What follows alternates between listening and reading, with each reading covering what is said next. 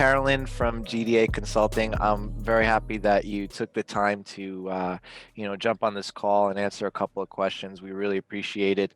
And I guess I'll just get things going with asking you first and foremost, what made you look for an accessibility solution for your clients? Well, I used to be a sign language interpreter, so that really opened up my eyes to the challenges people face when they have disabilities and they're trying to access services. And then with COVID restrictions, everything moving online, I just wanted to do something to help level the playing field. Yeah, no, that's a great answer. I mean, the transition for, now it's like the world was so reliant on the internet before, and now, with COVID, everything is online. Yeah. Everything shifted, the whole world. So totally understandable. And, to me, I guess just the next question naturally would be, why is it so important for you to make your clients' websites accessible?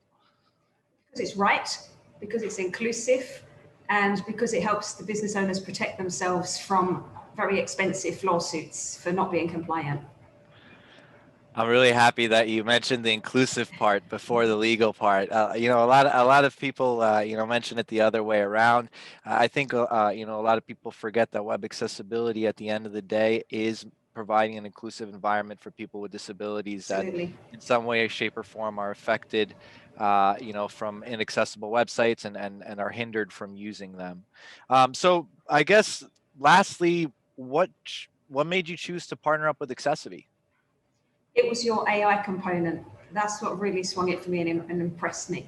It's so much more comprehensive than just having overlays, and so much more cost effective than stripping out the whole site and rebuilding it from scratch.